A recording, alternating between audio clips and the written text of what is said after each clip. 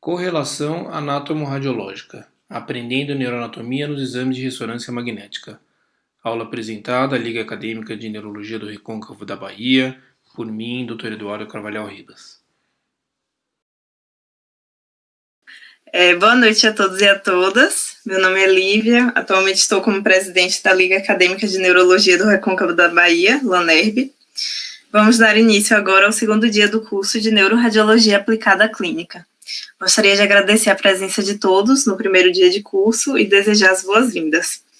Para darmos início à palestra de hoje, eu gostaria de convidar o Dr. Eduardo Carvalhal Ribas, que irá abordar neuroanatomia com foco em imagem.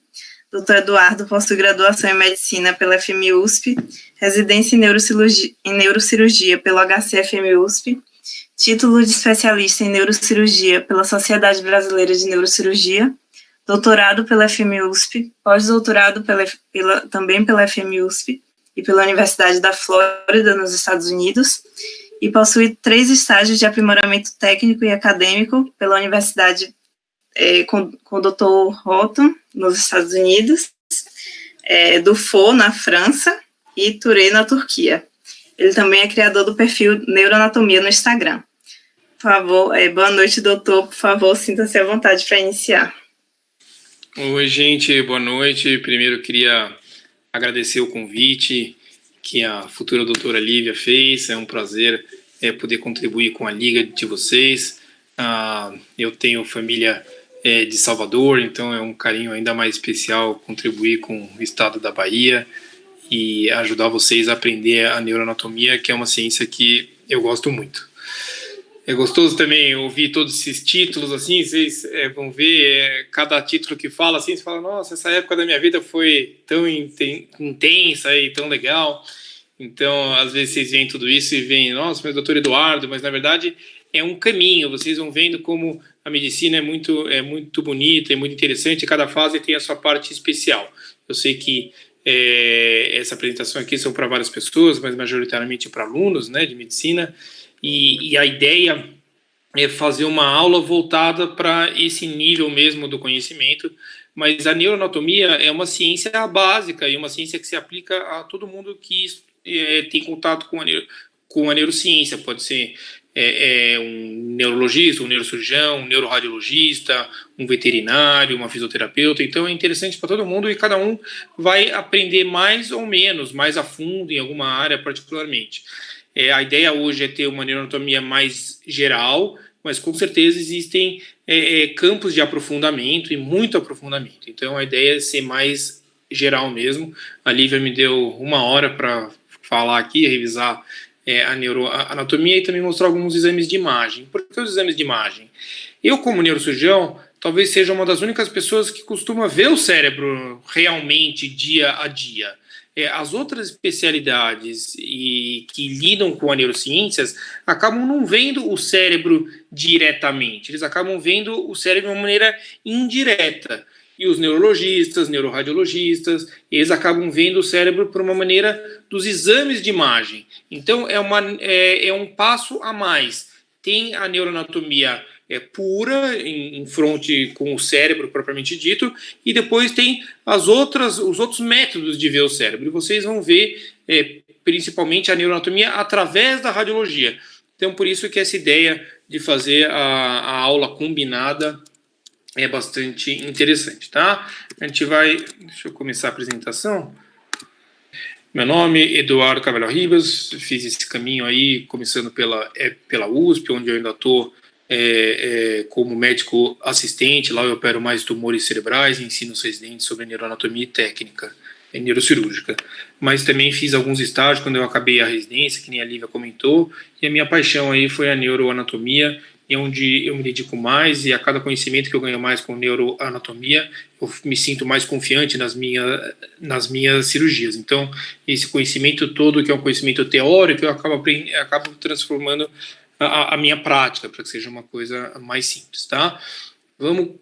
A gente vai tentar conversar sobre 3 tópicos: a superfície cerebral, as regiões profundas e os ventrículos. Vamos ver se a gente consegue contribuir isso em 1 hora. Superfícies cerebrais. A forma mais fácil de estudar o cérebro começando por fora, sobre a sua superfície, entendendo quais são as suas superfícies. Basicamente, o cérebro tem 3 superfícies.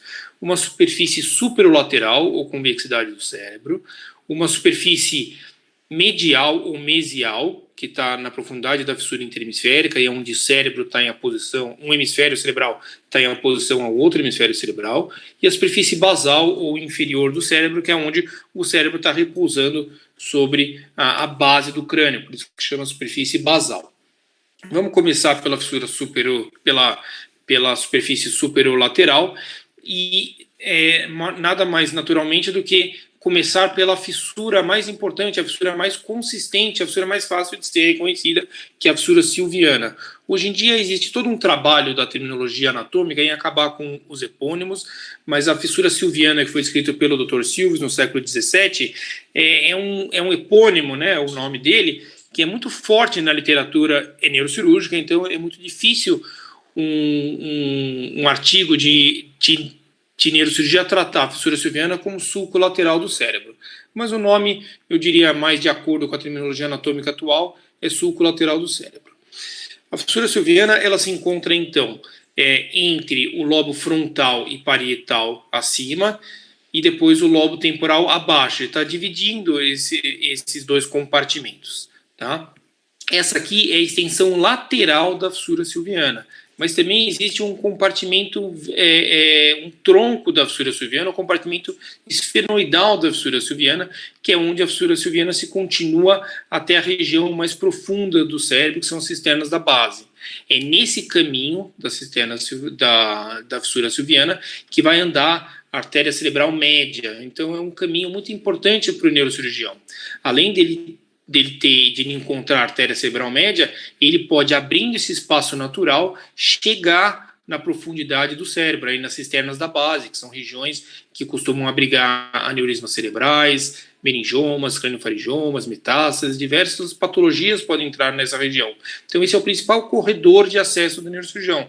A neurocirurgia mais moderna, ela se baseia em abrir os espaços naturais do cérebro e se alcançar regiões até profundas do cérebro, sem muitas vezes precisar atravessar o cérebro propriamente dito, só abrindo os espaços naturais. Então a fissura silviana é muito importante de ter conhecimento do neurocirurgião. Basicamente, a artéria cerebral média, ela nasce nas cisternas da base, né? Ela tem a origem na artéria carótida interna, e ela vai andar nesse caminho da fissura silviana. Seu primeiro segmento, é o segmento M1, ele vai desde a parte mais medial até essa voltinha aqui, que chama límen da ínsula, e depois ela ganha a superfície da ínsula, segmento M2, depois sobre os opérculos, M3, e depois M4 sobre a superfície do cérebro. O que são os opérculos? Os opérculos é essa parte do lobo frontal, atrás do lobo parietal, e o lobo temporal, que estão cobrindo a ínsula, que é esse córtex aqui. Tá? A gente vai chegar mais lá e vou ensinar para vocês. Vamos, na imagem, ver como funciona a fissura silviana e como vocês podem ver a fissura silviana. Vou procurar aqui na imagem. Lívia, acho que dá para ver assim, né? Não sei se ficou fácil. Eu peguei dá para ver, né? Eu peguei um exame de ressonância, de um colega meu, então, neurologicamente sadio, tá? E a gente consegue reconstruir ela nos cortes axiais, que é esse que eu estou mostrando, mas também o coronal e o sagital. A ideia hoje é a gente ter a anatomia do lado esquerdo e do lado direito a gente ir correlacionando com os exames de imagem, tá? Onde está a fissura silviana? A fissura silviana, nos exames axiais, que é esse exame que eu estou mostrando agora, ele se encontra aqui, ó, e depois ela se abre sobre a ínsula. A ínsula é essa ilha de córtex aqui na profundidade do cérebro. Tá? Vamos para cortes mais altos,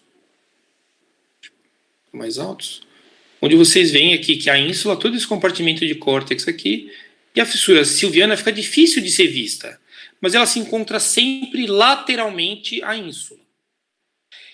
Embora as pessoas sejam mais habituadas a ver os cortes axiais, os cortes coronais e sagitais, eu particularmente prefiro para ter essa ideia de localização. Vamos ver um corte coronal. E um corte coronal é mais fácil da gente identificar onde fica a fissura silviana. Então, olha aqui, lobo frontal para cima, fissura silviana, terminando na ínsula, e lobo temporal para baixo. Tá? Fácil de ser reconhecido. Esses são cortes coronais. Tá? Então, ó, fissura silviana aqui, ó, abrigando a artéria dentro, então fissura silviana, lobo temporal para baixo, lobo frontal para cima.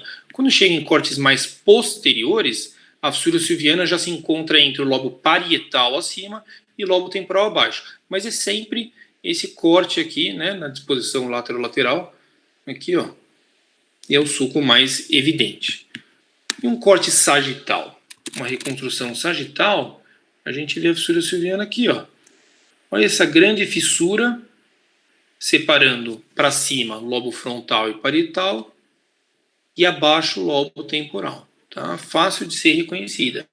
E na profundidade da fissura silviana, que são cortes axiais, na profundidade da fissura silviana, a ínsula. Essa aqui é a ínsula. Já é um corte mais medial. É mais fácil de ver a superfície cerebral nos cortes mais laterais. Tá? Cortes mais superficiais. Um corte sagital seria os cortes mais laterais. Então aqui é a fissura silviana. Tá? Vamos continuar com a anatomia. A fissura silviana ela é coberta pelos opérculos. Existe um opérculo superior e um opérculo inferior. O opérculo superior tem a parte frontal e a parte parietal, por isso é o opérculo frontoparietal. E a parte frontal é feita pelo giro frontal inferior. O giro frontal inferior, por sua vez, é subdividido em 3 partes. A parte mais anterior, que é a pars orbitalis, depois pars triangulares, que é um pouco mais retraído, e pars operculares, que é a conexão do giro frontal inferior com o giro pré-central. E que ela faz esse U, que o Dr. Guilherme chama de beautiful U, e abriga dentro o sulco pré-central. Tá? E isso é o plano diretor mais comum. Mas olha, esse livro tem quase 100 anos, né, o Testi, e ele já mostrava como existe uma inconsistência entre as diferentes pessoas, existe uma forma diferente, embora guarde os passos mais fixos dessa organização. Então, onde seria a pars triangulares aqui? Talvez aqui, e nesse outro espécime, talvez a pars triangular estaria aqui, muito mais retraído, mas seria pars orbitalis, pars operculares, pars triangulares e pars operculares. Vamos ver se aqui a gente consegue ver esses 3, né? No corte sagital vai ser o mais fácil. Olha aqui, ó. Então, pars orbitalis para frente, fica sobre a órbita. Pars triangulares mais retraído, mas seria essa parte aqui. E pars operculares atrás. Tá? E aqui essa compartimento cisternal. Cisternal quer dizer alargado, é um alargamento da fissura silviana, porque nitidamente ele vai, a pars triangulares vai se retrair, fazendo com que esse espaço seja maior. Tá? Nos outros cortes, nas outras reconstruções, axial e coronal, é muito difícil de ver essas partes. Mas na parte do corte sagital fica um pouco mais fácil. Tá? Então vamos continuar. Os planos diretores. Os planos diretores, eles são planos que têm que ser entendidos para se reconhecer eles na superfície cerebral. Toda a superfície do cérebro, toda a anatomia macroscópica do corpo já tinha sido descrita, até se perceber que existe uma certa organização entre as diferentes pessoas na superfície cerebral. A superfície cerebral, que antes era vista como organizada de uma forma aleatória, depois foi entendida que existe uma certa organização, mas isso foi um trabalho de diversos cérebros, porque a superfície de uma pessoa para outra muda, mas se você juntar diversos cérebros, você pode ver que existe um certo plano diretor, e muitas vezes a pessoa tem um lobo frontal bonito no sentido de que segue o plano diretor, mas um lobo parietal que não segue o plano diretor. Então esse é um plano diretor que se adequa algumas regiões, mas nunca vai se adequar inteiro ao mesmo cérebro, mas de forma geral ele se adequa à maioria do que a gente vai encontrar. Eu vou ser um pouco resumido aqui, mas basicamente é o seguinte: o cérebro tem 3 polos, um polo frontal, um polo temporal e um polo occipital. E nesses 3 polos vão convergir 3 giros em cada polo. Giro frontal superior, médio e inferior, confluindo para o polo frontal. Giros temporais superior, médio e inferior, confluindo para o polo temporal. Occipital superior, médio e inferior, confluindo para o polo occipital. Tá? Depois, 2 giros verticalizados, que é o giro pré-central e o giro pós-central, difíceis de serem esquecidos, porque ele tem uma relevância funcional muito grande. O pré-central é a região M1, área motora primária, e o giro pós-central, área S1, área somestésica primária. Então, tem uma relevância funcional muito grande. Depois, o lobo parietal é dividido em 2 lóbulos pelo sulco intraparietal. Sulco intraparietal, dentro do lobo parietal. Do sulco interparietal para cima, encontramos o lóbulo parietal superior.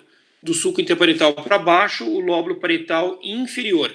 Por sua vez, dividido em 2 giros arqueados pelo sulco intermediário. O giro arqueado, que é acima e que parece ser continuação do giro temporal superior, giro supramarginal. E o giro arqueado que se encontra abaixo, o giro angular. Tá? Sei que é bastante informação, mas a gente vai reconhecer isso no cérebro depois. Tá? Superfície medial ou mesial, ela é mais consistente. Entre as diferentes pessoas, ela costuma ser mais organizada, mais consistente. Tá? Particularmente, a gente vai procurar primeiro por um giro em C, que são, na realidade, 2 giros. Tá? O corpo caloso no meio, que não é um giro, é substância branca, tá? São fibras comissurais, mas abraçando essa região, o giro do cíngulo, com seu estreitamento, que chama istmo do giro dos cíngulos, continuando com o giro paripocampal. Tá? Esse é um C do lobo límbico, depois eu explico. Aqui à frente, giro reto. Aqui se continuando giro frontal superior. O giro frontal superior, então, ele pode ser visto tanto na superfície superlateral quanto na superfície medial. Aqui ele está fazendo a voltinha, mergulhando na superfície interhemisférica. Entre os dois, sulco do giro do cíngulo. E o sulco do cíngulo ascende, delimitando a parte mais posterior do lóbulo paracentral. O lóbulo paracentral nada mais é do que o giro pré-central e o giro pós-central, que mergulham e são vistos na superfície medial, mas nada mais é do que o giro pré-central e o giro pós-central. Tá? Aqui chama lóbulo paracentral. Atrás do lóbulo paracentral um quadradinho de cérebro, que é o pré-cúneus, esse quadradinho de cérebro. Atrás do pré-cúneus, o cúneus, que é essa região triangular, ou encunha, separado do restante do cérebro anteriormente pelo sulco parieto-occipital, que é um bom nome, parieto-occipital. À frente é o lobo parietal, atrás lobo occipital. E embaixo, fissura calcarina. Fissura calcarina divide acima cúneus de giro lingual, que está abaixo. Eu gosto do nome giro lingual, mas a terminologia mais atual chamaria ele de giro occipitotemporal medial. Mas ele é uma linguinha de cérebro aqui, tá? Giro lingual. Superfície basal do cérebro. A superfície basal do cérebro se encontra apoiada sobre a base do crânio. Então ela tem 3 andares. Aqui se encontra apoiado sobre a fossa anterior, aqui sobre a fossa média e aqui sobre o tentório da fossa posterior. Essa parte anterior é a superfície fronto-basal, ou fronto-orbitária, porque é onde o lobo frontal repousa. Tá? A gente vai procurar pelo trato olfatório, dentro do sulco olfatório. Medial, giro reto, e lateral, giros orbitários. Os giros orbitários são descritos como tradicionalmente divididos por um H, de forma que tem giros orbitários anterior, posterior, lateral e medial. É uma ideia didática, porque muitas vezes não parece um H. Nessa região temporo-occipital, nós vamos procurar por 3 giros organizados com essa disposição anteroposterior.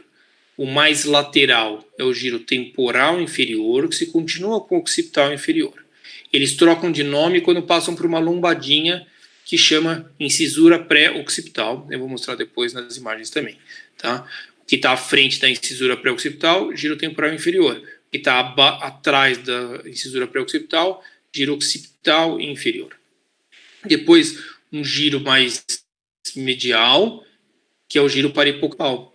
O giro paripocampal, na sua parte mais anterior, ele se dobra sobre si mesmo, assumindo uma forma de anzol, que em latim se chama uncus, tá? Essa região aqui. Entre esses 2 giros, nós vamos procurar por um giro em forma de fuso, chama giro fusiforme, ou na terminologia mais atual, giro occipitotemporal lateral.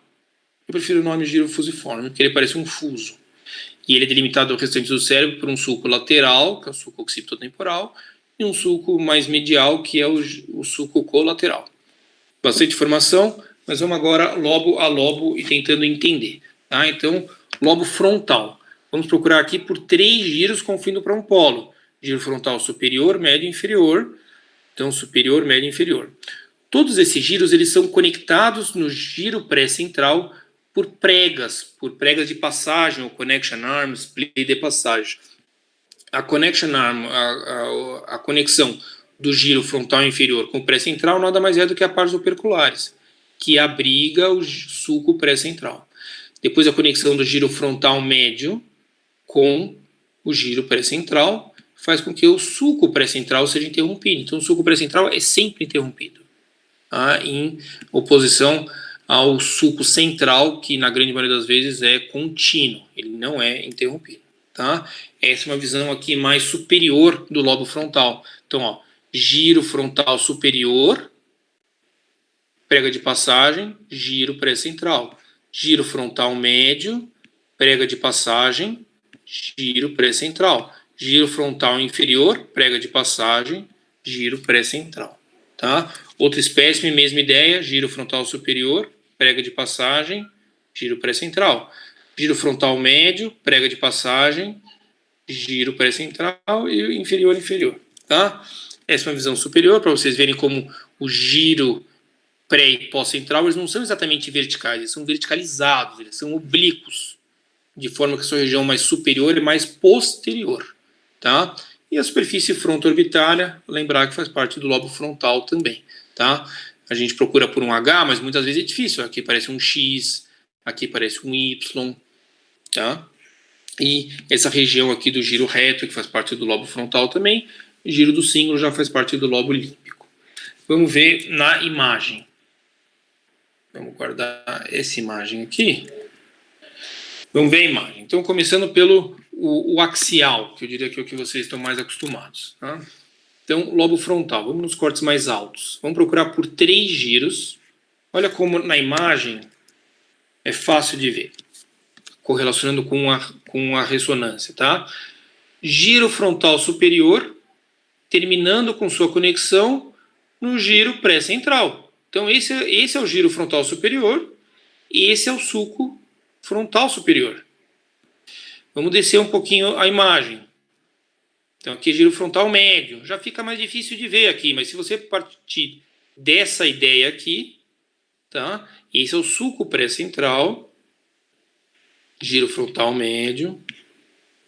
Aqui já fica mais difícil de ver, tá? Mas seria, se está sobre a ínsula, a frontal inferior estaria aqui, mas fica difícil de ver realmente onde acaba o frontal médio e o frontal inferior. Nos cortes axiais é mais fácil de ver o frontal superior, giro frontal superior. Vamos agora para o coronal. O coronal é muito bom para o lobo frontal. Olha aqui, ó, vamos para cortes mais anteriores. Tá?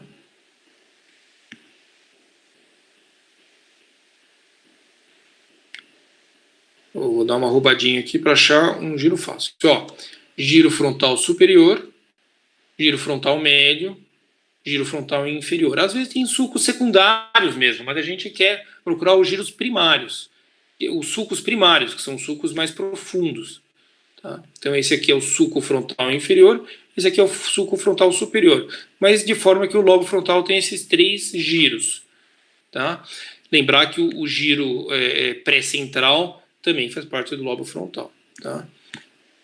E o sagital é muito bom para ver o pré-central e o pós-central. Pars triangulares, retraída, pars operculares. Então aqui é o giro pré-central. Tá? O sulco central estaria aqui. Lóbulo paracentral estaria aqui, ó. Então olha como é fácil de ver.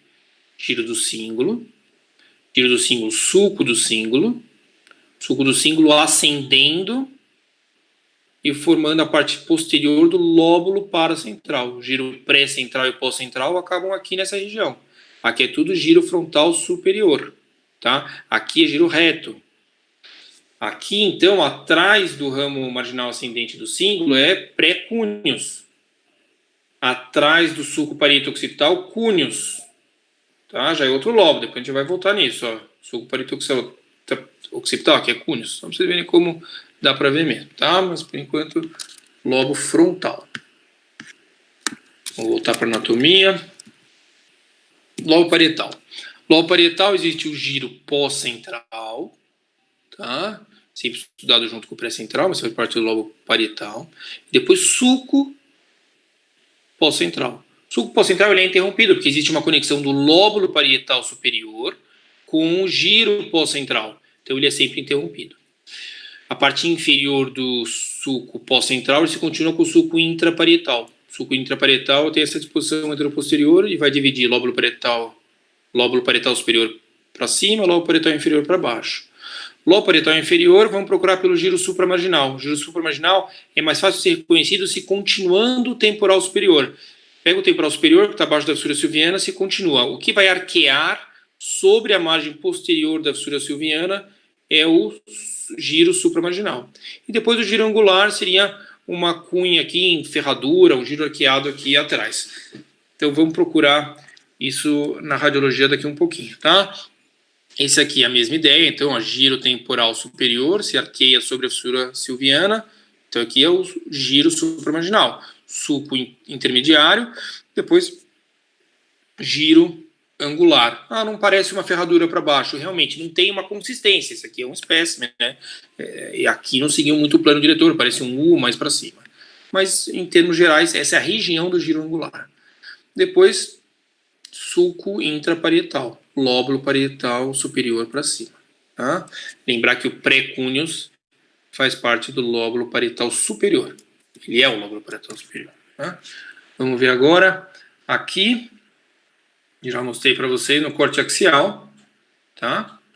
Então, à frente do pré-cúneus, ramo marginal ascendente do cíngulo, atrás do pré-cúneus, fissura parieto-occipital. Então, aqui é lóbulo parietal, tá? Também chamado pré-cúneus. Tá? Pré-cúneus porque ele é visto à frente do cúneus, que é aqui. Vamos agora ver o parietal no axial.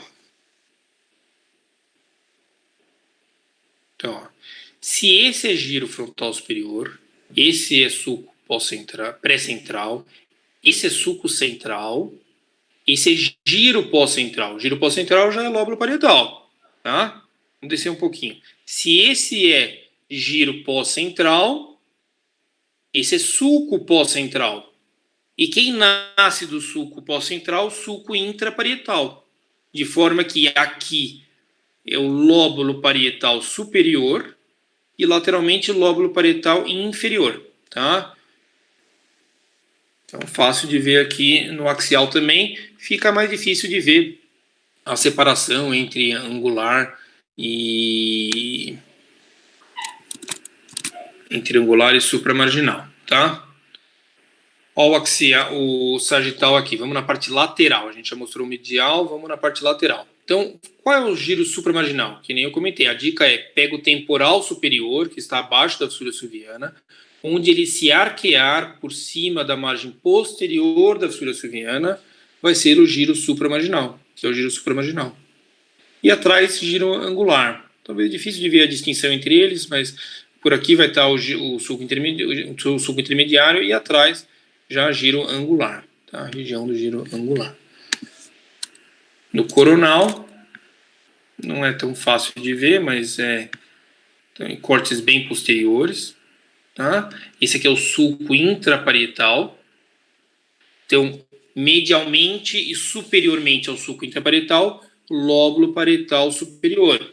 Inferiormente, lóbulo parietal inferior, sendo o supramarginal à frente e o angular atrás. Tá? Vamos voltar aqui. Lobo occipital. O lobo occipital é o menos consistente, mas a gente vai procurar por 3 giros confluindo para o polo occipital. O giro occipital superior, médio e inferior. O superior, ele parece ser a continuação do lóbulo parietal superior, mas existe essa prega de passagem entre o lóbulo parietal superior e o giro occipital superior. Tá? E quem vai estar aqui dentro? Vai estar a fissura parieto-occipital, porque o pré-cúneus vira cúneus, aí já é lobo occipital. Nesse espécime, o occipital médio parece continuação do temporal médio, às vezes não é assim, mas o occipital inferior sempre é continuação do temporal inferior. Eles mudam de nome quando passa por essa lombadinha aqui, incisura pré-occipital. Para frente, temporal inferior, para trás, occipital inferior. Tá? Outro espécime aqui, visto de trás, para vocês verem como o occipital superior é aqui, o occipital inferior é aqui, mas nesse caso o occipital médio é mais verticalizado. Existe uma certa inconsistência entre as diferentes pessoas. E lembrar que na superfície medial, né, o cúneus e o giro lingual, os dois fazem parte do lobo occipital. À frente do cúneus, fissura parieto-occipital, uma fissura profunda, até abriga o ramo mais posterior da artéria cerebral posterior, e para os neurocirurgiões pode ser usado como um caminho de acesso. O fissura calcarina também abriga um ramo distal da artéria cerebral posterior, olha como é profundo. Acima da fissura calcarina, cúneus, embaixo, giro lingual. Tá? Vamos procurar agora. O axial, que vocês estão mais habituados. Difícil de ver aonde termina o occipital, o temporal, e onde começa o occipital. Mas toda essa região mais posterior é o occipital. Mas é difícil de ver onde é a incisura pré-occipital. Tá? Mas aqui tudo seria lobo occipital. No axial é difícil ver a distinção entre os giros. Qual é o giro superior, qual é o giro inferior. Mas essa não é uma necessidade clara muito você dizer exatamente onde é. Cortes axiais, cortes coronais, né? O mais posterior ele vai acabar no polo occipital. Tá? Então tudo isso aqui é occipital. E essa fissura aqui, que está dividindo o compartimento para cima e o compartimento para baixo? Essa aqui é a fissura calcarina. É mais fácil de ser visto. Olha como ela é profunda mesmo. Fissura calcarina. Vamos agora para o sagital, talvez seja o que dê para ver melhor o lobo occipital. Que nem a gente comentou, fissura parieto-occipital, cúneus, fissura calcarina, giro lingual para baixo. Tá? Então tudo isso aqui é lobo occipital. Você consegue ver aqui é difícil de ver. Onde seria a incisura pré-occipital. Tá? Eu teria mais ou menos nessa posição, talvez daqui para trás. Mas não é muito claro, tá? Onde tem essa lombadinha, que no espécime é mais fácil de ser visto, que é isso aqui. Tá bom, vamos para outra parte. Lobo temporal. Lobo temporal, 3 giros confluindo para o polo temporal. Temporal superior, médio e inferior. Sulco temporal superior sempre contínuo, em oposição ao sulco temporal inferior, que é majoritariamente, na maioria das vezes, interrompido. Outra espécime, a mesma ideia, giro temporal superior, médio e inferior, confluído por um polo, sulco temporal superior contínuo, sulco temporal inferior interrompido. Lembrar que o giro temporal inferior, ele é visto tanto na superfície superolateral como na superfície basal do cérebro também. Então ele ganha essas duas superfícies, tá? Vamos ver aqui, corte axial, corte sagital. Então, polo temporal vai convergir giro temporal superior, giro temporal médio e o giro temporal inferior. Seria o mais de baixo, tá? Aqui, ó. Aqui vai começar um sulco, mas ele é interrompido, por isso que é difícil de ser visto. Então, tudo aqui para baixo, giro temporal inferior. Os 3 convergindo para o polo occipital. Tá? Ver se está para mim alguma coisa. Ok. Axial. Vamos ver o que dá para ver de legal no axial. Polo occipital. Polo temporal, desculpa.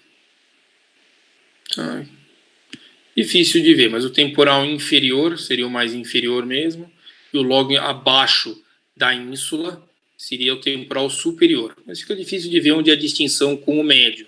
Mas se aqui é fissura silviana, o que está para baixo, giro temporal superior. Cortes coronais.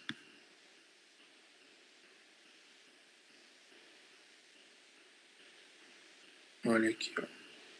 Então, abaixo da fissura silviana, giro temporal superior, depois sulco temporal superior, giro temporal médio, sulco temporal inferior, giro temporal inferior. Às vezes ele é bem basal mesmo. Tá? Ele está fazendo essa voltinha. Olha aqui, ó. Aqui ele está um pouquinho mais lateral. Mas quando fazemos uma craniotomia, por exemplo, que a gente almeja expor o giro temporal inferior, realmente a craniotomia tem que ser bem basal, tem que ser em direção à base do cérebro mesmo. Tá? Lobo da ínsula. A ínsula é essa ilha de córtex na profundidade da fissura silviana e vai ser dividida em dois compartimentos. Um compartimento anterior, feito por giros curtos que confluem para um ápice, e um compartimento posterior feito por giros longos que não chegam nesse ápice. Anteriormente, a ínsula é separada do restante do cérebro pelo sulco limitante anterior, superiormente pelo sulco limitante superior e inferiormente pelo sulco limitante inferior. Esse é o giro de Herschel, que é um giro temporal e é a área auditiva primária, e ele aponta para a região posterior da ínsula. Isso muitas vezes consegue ser visto nos cortes sagitais, tá? Vamos ver aqui se a gente consegue ver essa mesma configuração nos cortes axiais. Estão vendo aqui, ó? Essa lombadinha aqui é o giro de Herschel, muito parecido com a anatomia, tá? Então, o giro de Herschel, acima, sulco limitante anterior, superior, à frente, sulco limitante anterior, embaixo, sulco limitante inferior. Talvez é para forçar a barra aqui, ó, e falar, ó, giros curtos chegando no ápice, giros longos que não chegam no ápice. E essa curvinha aqui na frente, límen da ínsula. Límen da ínsula. Tá? Vamos lá, vamos continuar. Lobo límbico. Lobo límbico, escrito pela primeira vez por Broca, mais de 100 anos, demorou um tempão para ser aceito pela terminologia anatômica. Ele basicamente é composto por dois Cs. Um C externo, que é um C cortical, é o giro do cíngulo, que se continua pelo istmo do giro do cíngulo com o giro parahipocampal. E depois um C interno, porque dentro do uncus, que é essa parte mais anterior do giro parahipocampal, vai ter amígdala à frente, depois hipocampo. E do hipocampo nascem as fibras que se coletam e formam o fórnice. E o fórnice acaba no corpo mamilar. Esse é o C interno do lobo límbico. Tá?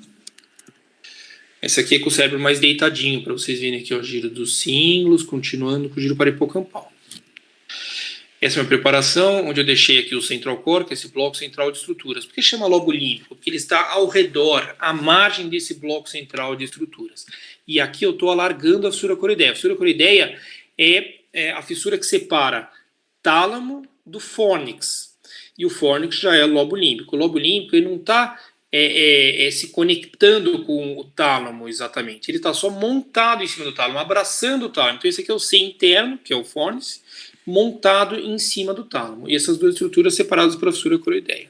A fissura coroideia pode ser alargada acima, alargada atrás, ou alargada embaixo. São caminhos que o neurocirurgião pode usar para chegar em diversas regiões, não é o foco dessa aula de hoje. Se a gente segue o fórnice, a gente acaba no hipocampo.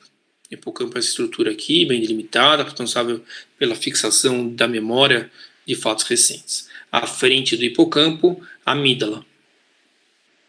Então, essa aqui são as estruturas límbicas. Então, área septal, depois giro do cíngulo, istmo do giro do cíngulo, giro parahipocampal. Se a gente virar esse pedacinho de cérebro ao contrário, a gente vê que dentro do cíngulo tem fibras brancas, que chamam cingulum, mas o que eu quero mostrar aqui é esse C interno. Tá? Esse C interno tem a amígdala à frente, depois hipocampo, as fibras do hipocampo se coletam e formam o fórnice. Nesse buraco estaria o tálamo, ele foi retirado, mas para vocês verem como ele abraça o tálamo. Tá? A amígdala, existe um espaço entre a amígdala e o hipocampo. E se vemos o hipocampo nessa visão superior, podemos ver que o hipocampo tem essa forma característica, chamada de pés hipocampo, porque ele tem essas chanfraduras. Esses gomos, parece gominhos de mexerica, né? Mas ele foi descrito como uma pata de um felino, pés hipocampi. Tá? Se observamos entre o fórnice e o subículo, que é essa região aqui, existem giros verticalizados, que são giros denteados. Tá? Vamos tentar agora procurar essas estruturas na ressonância. Tá? Vou deixar essa imagem aqui. Então vamos lá, vamos procurar por esses dois Cs.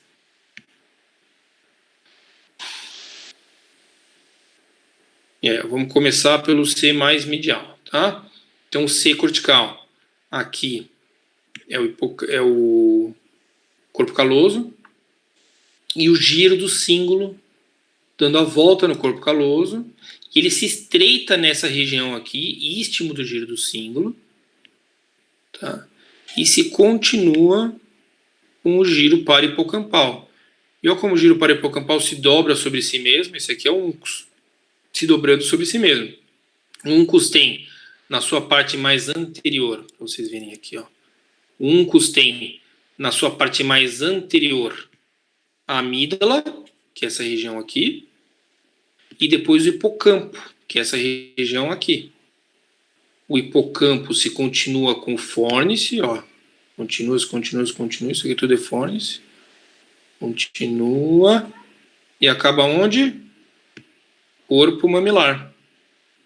Tá? Mostrei essas estruturas aqui, ó. Basicamente está vindo aqui e vai acabar no corpo mamilar, tá? Esse é o C interno do lobo límbico. Vamos para o axial agora. O axial, quero mostrar o uncus. Olha o uncus aqui, tá? Essa região contracisterna crural é o uncus. À frente vai ter a amígdala e atrás vai ter o hipocampo.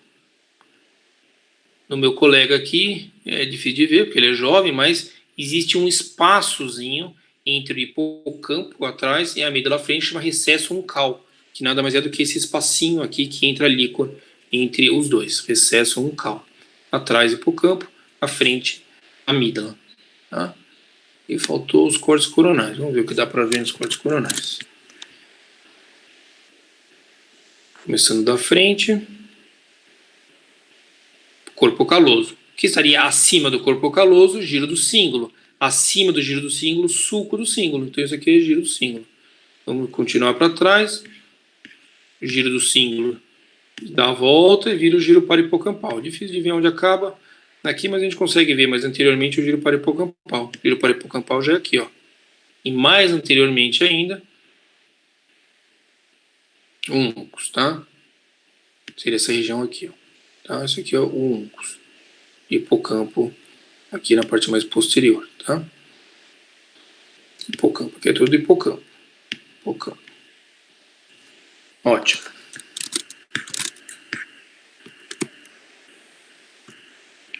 Bom, agora vamos falar de um bloco central de estruturas, que é o central core. Na profundidade da fissura silviana, vou voltar para a anatomia aqui. Na profundidade da fissura silviana, encontramos uma ilha de córtex, que é a ínsula. A ínsula é separada do restante do cérebro por seus sulcos limitantes, suco limitante anterior, superior e inferior. É interessante que a ínsula, essa ilha de córtex, é a parte mais lateral de um bloco de estruturas. Enquanto todo o cérebro é feito em sua superfície por substância cinzenta e no seu interior por substância branca, esse bloco de estruturas, que a gente chama de central core, abriga aglomerados de substância cinzenta que parecem estar encapsulados por fibras brancas.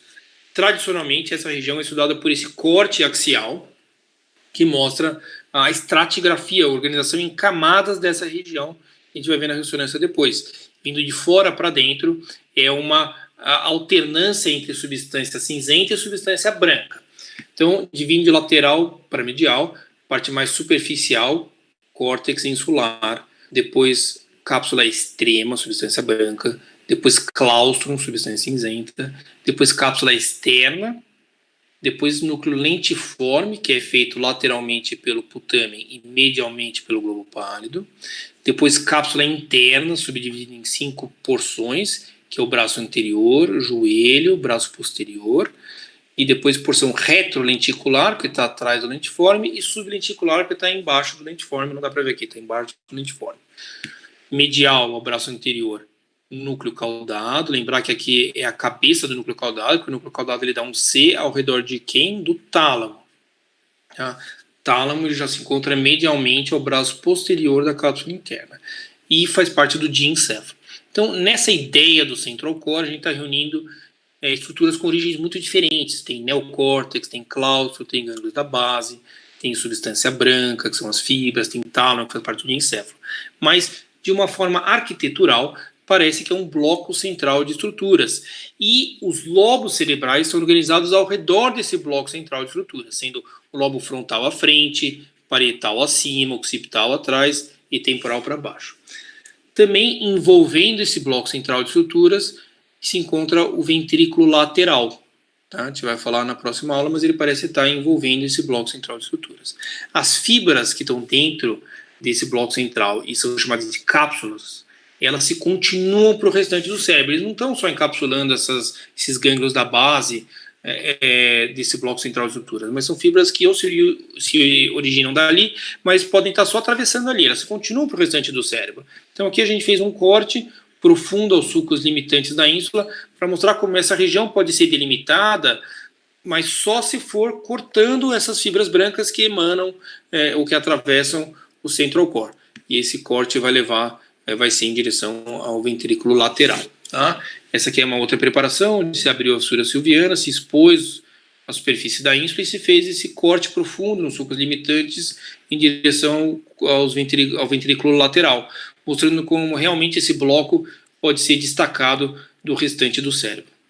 Se dentro do ventrículo lateral ainda se abrir a fissura coroideia, aí se separa as estruturas límbicas do bloco central de estruturas, do central core. Então aqui essa espátula, por exemplo, está separando o hipocampo e o giro parahipocampal do central core. Anteriormente ao hipocampo tem a amígdala. A amígdala já não tem uma separação dela com o central core, ela se continua. Mais especificamente, ela se continua com o globo pálido. Tá? Existe um ponto aqui que chama ponto coroideu inferior, que é onde a artéria coroideia anterior entra dentro do corno temporal. Isso aqui é mais para neurocirurgiões. Como não existe uma separação entre a amígdala e o globo pálido, se define uma linha para separar a amígdala do globo pálido, uma linha que segue a artéria coroideia anterior, mas que se origina da carótida e vai até o ponto coroideu inferior. Chama a linha carótido-coroideia, é uma linha que está paralela a essa artériazinha aqui, que chama artéria coroideia anterior. E cada hemisfério cerebral vai abrigar um central core. Seria como se o tronco cerebral fosse um dragão de duas cabeças. Aí ele é um dragão e cada cabeça aí do dragão é um central core que está dentro de cada hemisfério cerebral. Não existe uma divisão inferior. O central core se continua com o tronco cerebral. Particularmente o diencéfalo, que é o tálamo, se continua com o mesencéfalo sem uma separação exata. Tá? Vamos ver agora na radiologia se a gente consegue ver particularmente essas regiões. Tá? Corte mais fácil para identificar é o corte axial. Então vamos ver essa estratigrafia aqui. Ó. Tá? Então eu vou nesse lado aqui para vocês irem acompanhando. Parte mais lateral, córtex da ínsula, depois cápsula extrema, depois claustrum, se tiver boa vontade dá para ver aqui, uma substância cinzenta bem delgada, claustrum, depois cápsula externa, depois núcleo lentiforme. Nessa pessoa aqui deu para ver bem que existe o putamen lateralmente e o globo pálido medialmente. Medial ao lentiforme, braço anterior da cápsula interna, joelho e braço posterior da cápsula interna. Medialmente ao braço anterior, cabeça do núcleo caudado. Medialmente ao braço posterior, tálamo. Tá? Ficou bonito aqui. Esses já são cortes mais altos. Ah, mas sumiu. Aqui eu só consigo ver o núcleo caudado, porque o núcleo caudado está dando a volta no tálamo. Então, em cortes mais altos, onde são superiores ao tálamo, eu já vejo só o núcleo caudado mesmo. Tá? E o ventrículo lateral, que parece que está dando a volta aí nesse bloco central de estruturas. Vamos ver agora no coronal, se a gente consegue ver essas estruturas aí no coronal. Essa região foi cortada de uma forma coronal. Então, a gente vai começar pelo ventrículo lateral. Quem está lateral ao ventrículo lateral, ao corno anterior do ventrículo lateral, cabeça do núcleo caudado. Depois, cápsula interna. Depois, lentiforme. Cápsula externa, claustro, cápsula extrema, superfície da ínsula. Tá? Esses são cortes mais anteriores. Cortes mais posteriores aqui, para vocês verem, ó. A gente ainda não chegou no tálamo, tá? A gente ainda está mais anterior ao forame de morro. Então, a gente não vai ver tálamo. Então, ó, caudado, cápsula interna, lentiforme com globo pálido. Talvez aqui dê até para forçar a barra, dizendo que existem o globo pálido interno, o globo pálido externo e o putame. Cápsula externa, claustro, cápsula extrema, superfície da ínsula. E mais posterior? Mais posterior eu já vejo tálamo. Tá? Essa massa mais ovoide aqui é tálamo. Tá? Isso aqui já é tálamo. Já são cortes mais posteriores. Posteriores ao forame de morro. Então eu já estou nessa parte posterior. Tá? Muitas vezes eu não vejo nem o lentiforme. Já estou tão posterior que não vejo nem o lentiforme. Aqui ainda dá para ver um pouquinho do lentiforme. Mas mais posterior é só tálamo. Tá? Hino sagital, vamos ver o que dá para ver. Ó. Tronco cerebral, mesencéfalo. Mesencéfalo se continua com tálamo. Vamos ver se consigo ver. Consigo mostrar para vocês aqui.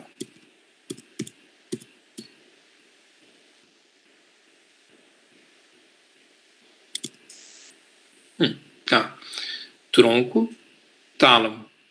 À frente do tálamo, caudado. Núcleo caudado. Tá? E o caudado, ele dá a volta no tálamo. Olha aqui, como ele dá a volta mesmo. Isso é um corte mais medial, mas aqui é o tálamo e aqui é o caudado dando a volta. Ó. Caudado dando a volta. Isso aqui já é cápsula interna, tá? Desculpa, o caudado é aqui, ó. Cabeça do núcleo caudado dando a volta. Se já passei a cápsula interna e estou mais lateral, já é putame. O lentiforme, né? Lentiforme. E olha como o lentiforme continua com a amígdala. E quem está atrás da amígdala? Hipocampo, separado da amígdala pelo recesso uncal, um pouquinho de líquor entre eles, tá? Então, viu como dá para ver essas estruturas.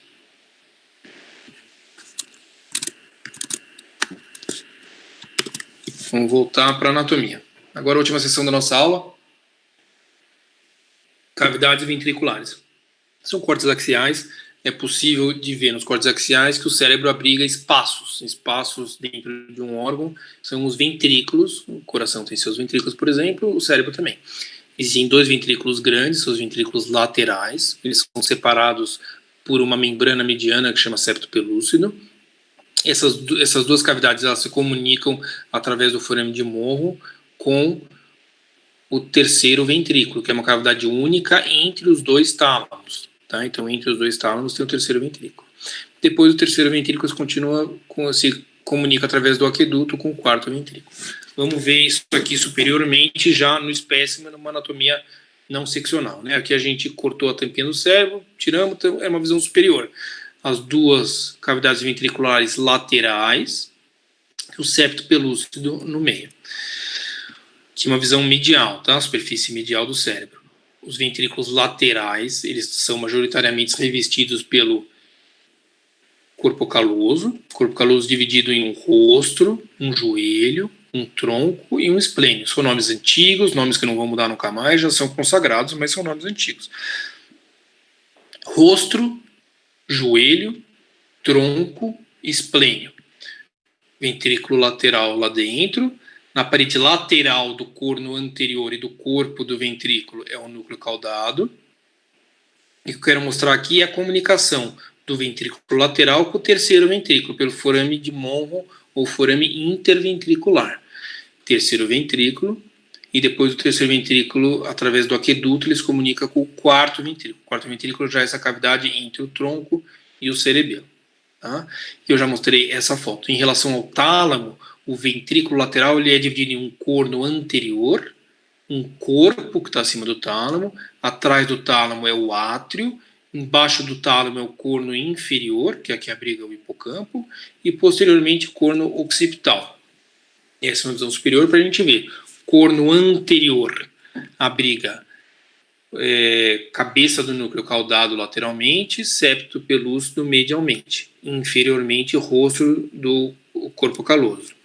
Corpo do ventrículo lateralmente, núcleo caudado, medialmente, septo pelúcido também. E inferiormente, tálamo e fórnice.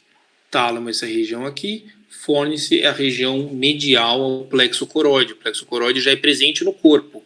No corno anterior não tem plexo coroide. No corpo do ventrículo tem plexo coroide. E atrás do tálamo, átrio, ou carrefour. É onde é maior, onde é mais volumoso a cavidade ventricular e abriga o maior volume também de plexo coroide. O glomo de plexo coroide fica aí dentro. Então, o átrio aqui abrigando o glomo de plexo coroide, o átrio continua inferiormente com o corno inferior, ou corno temporal, que abriga o hipocampo. E, posteriormente, o corno occipital. Tá?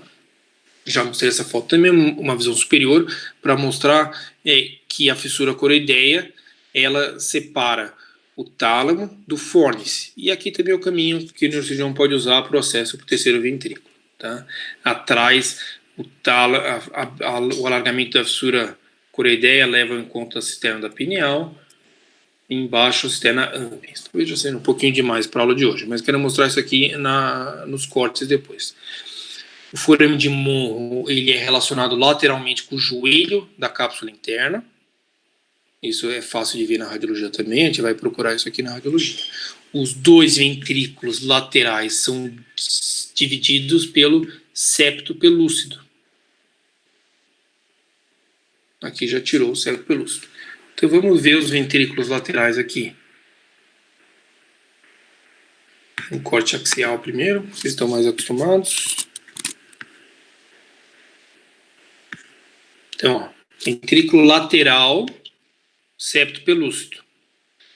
Corno anterior, com cabeça do caudado lateralmente e septo pelúcido medialmente. Ele não tem plexo coroide porque se encontra à frente do forame de Monro. Isso aqui é plexo coroide. Então, aqui já é corpo do ventrículo.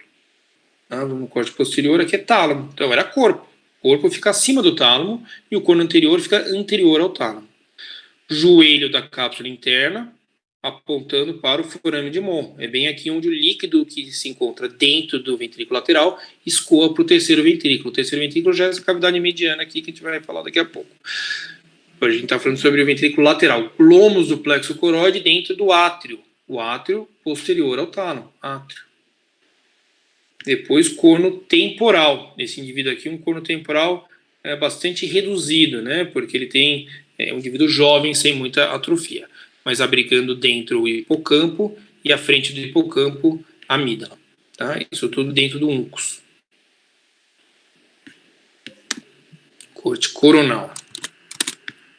Ventrículo lateral, corno anterior. Lateral ao corno anterior, cabeça do núcleo caudado. Vamos vindo para posterior. Forame de Monro. Cadê o forame de Monro aqui, ó, se comunicando. Então aqui é o joelho da cápsula interna. Posteriormente, teto do terceiro ventrículo. Aqui então já é corpo. Posteriormente, isso aqui é átrio. Olha o glômus do plexo coroide dentro. Átrio. Agora a gente, olha o glômus do plexo coroide aqui, átrio do ventrículo. Tá? E corno temporal, que nesse indivíduo aqui é bastante pouco desenvolvido, né? Porque é um paciente jovem, mas aqui o hipocampo. E corte axial. Então, corno anterior, corpo e carrefour ou átrio atrás do tálamo. Olha o glomo do plexo coroide. Corno temporal abrigando o hipocampo e à frente do hipocampo a amígdala. Ótimo. Agora, terceiro ventrículo. Terceiro ventrículo é uma cavidade mediana que se encontra entre os dois tálamos. Então, a parede lateral do terceiro ventrículo é um tálamo de cada lado.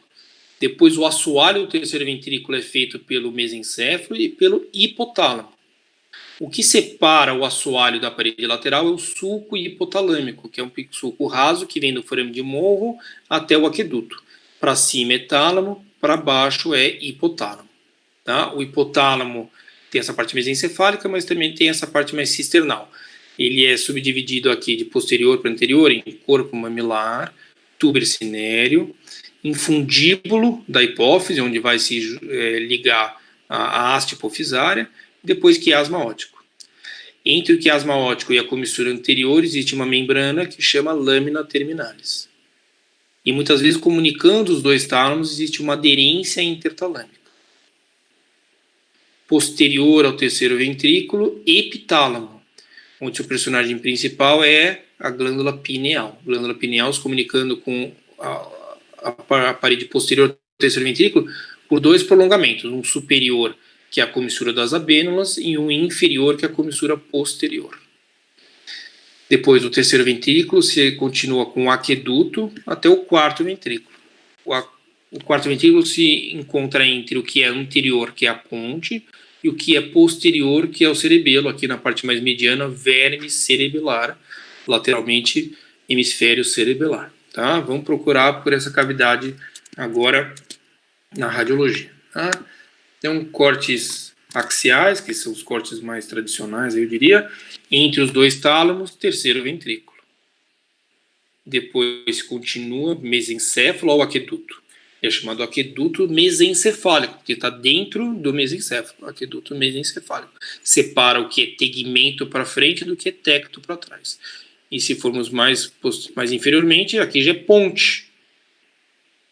E o quarto ventrículo se encontra entre a ponte anteriormente e o verme cerebelar posteriormente. Tá? Isso tudo aqui é quarto ventrículo. Vamos no corte sagital, que é mais fácil da gente ver as cavidades ventriculares medianas. Tá? Então, aqui terceiro ventrículo. Terceiro ventrículo, então, é toda essa região. O mesencéfalo abaixo, na parte posterior do assoalho. Corpo mamilar à frente, túber cinéreo à frente do corpo mamilar, depois infundíbulos, continuando com a haste hipofisária, que a hipófise está dentro da célula túrcica, e o quiasma óptico. E depois uma membrana que vem do quiasma óptico até a comissura anterior, que é a lâmina terminalis. Tá? Difícil de ver aqui, mas é uma membrana que se estende aqui. Depois, terceiro ventrículo aqui, e a pineal, que é essa glândula aqui, ó, pineal. Embaixo, comissura posterior, acima, comissura das abênulas. Depois, tecto mesencefálico, que é a lâmina quadrigeminal, que tem os colículos. Entre o tecto e o tegmento, aqueduto mesencefálico. Aqueduto mesencefálico desemboca no quarto ventrículo, entre a ponte e o cerebelo. Tá? E os cortes coronais. Entre os dois tálamos, terceiro ventrículo recebe líquor pelo forame de morro, dos ventrículos laterais. Ele também tem um pouco de plexo coroide no seu teto, esse é o terceiro ventrículo, e seu assoalho, que é o hipotálamo. Vamos mais posteriormente, podemos ver aqui, ó, aqueduto mesencefálico, comunicando o terceiro ventrículo ao quarto ventrículo. Tá? Quarto ventrículo se encontra entre os dois pedúnculos cerebelares médios. Esses são os pedúnculos, entre os pedúnculos cerebelares superior e inferior, o médio é o mais lateral, que não tem relação com o quarto ventrículo. Mas se encontra, o maior é o médio, mas ele não tem relação com a cavidade ventricular em si. Tá? É pedúnculo cerebelar superior e inferior. Mas esse é o quarto ventrículo, aqui.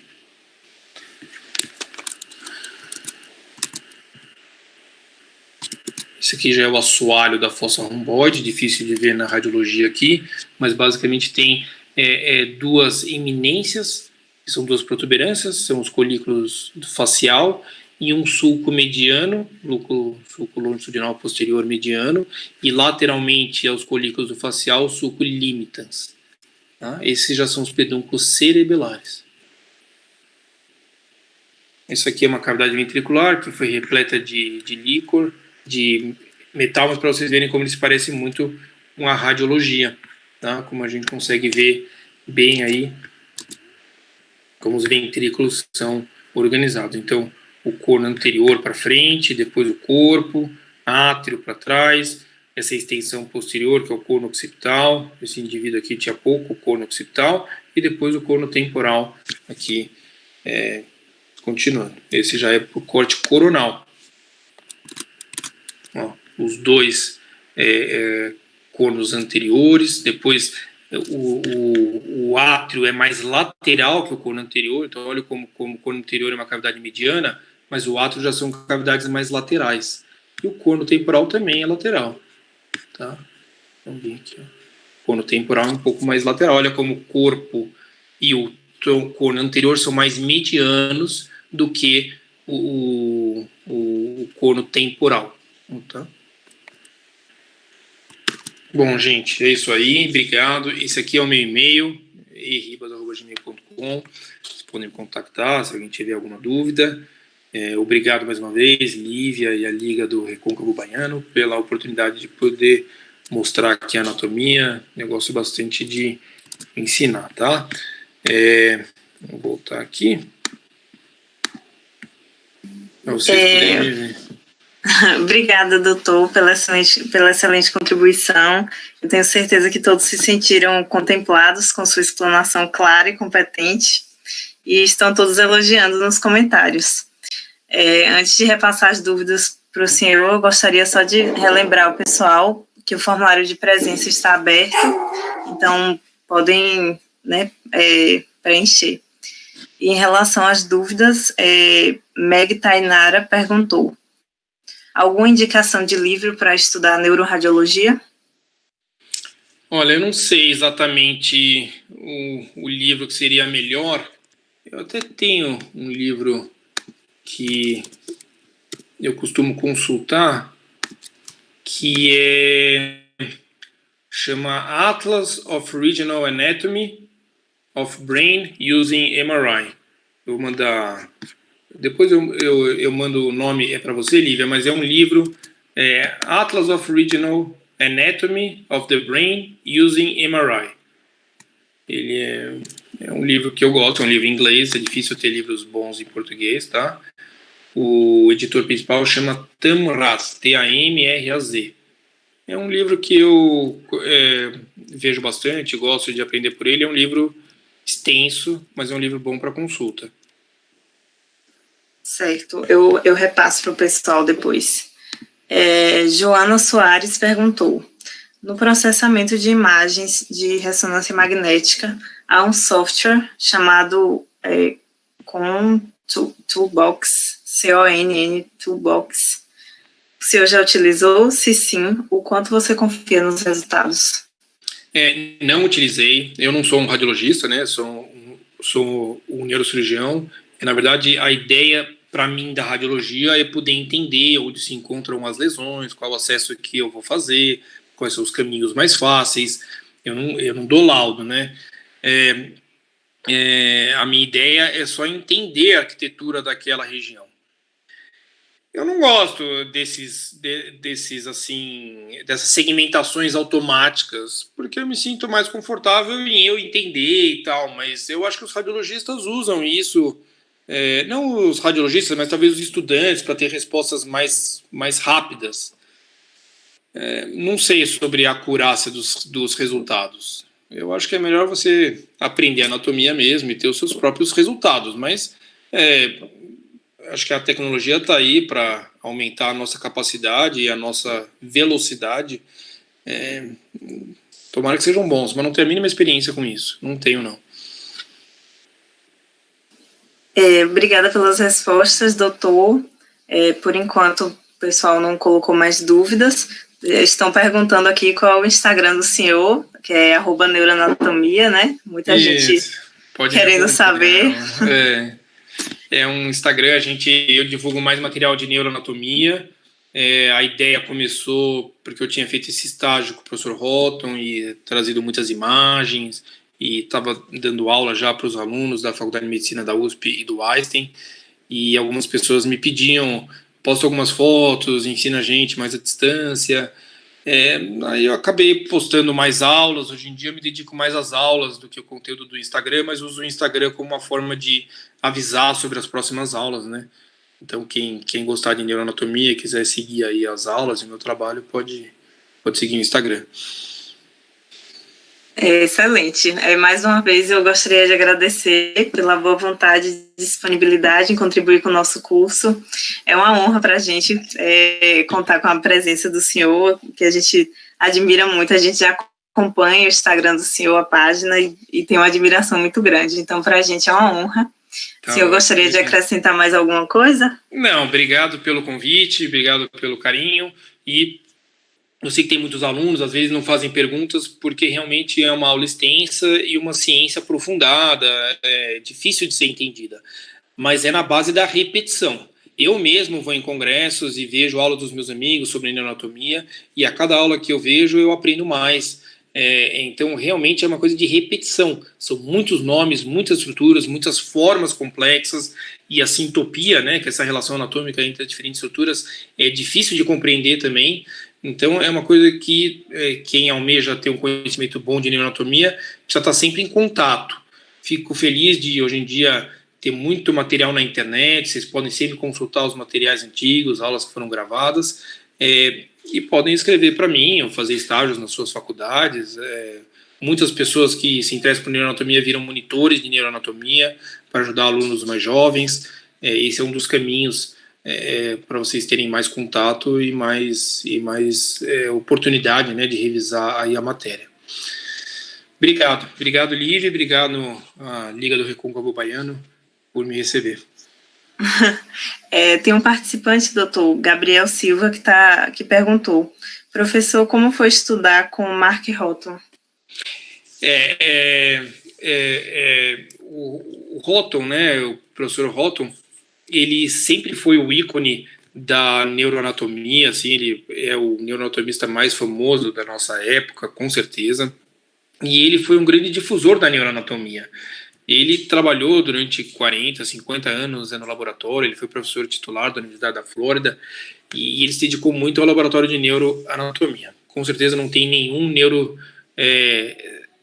cirurgião que não conheça o trabalho dele, não estudou pelas fotos que ele produziu por meio dos estagiários dele, né? Então ele teve mais de uma centena de estagiários durante todos esses anos, e tinha um conhecimento imenso, além de ser uma grande pessoa, um cavalheiro, um amigo, realmente uma pessoa para se admirar e seguir.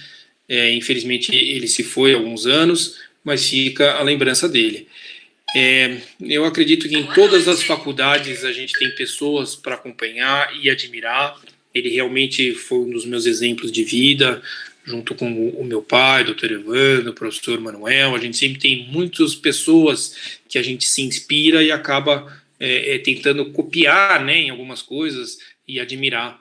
Tenho certeza que na faculdade de vocês também tem esses exemplos, e procurem exemplos. Acho que é legal conhecer pessoas mais velhas e admirar pessoas mais velhas. A gente costuma dizer que a nossa geração tem menos ídolos do que as gerações anteriores, né?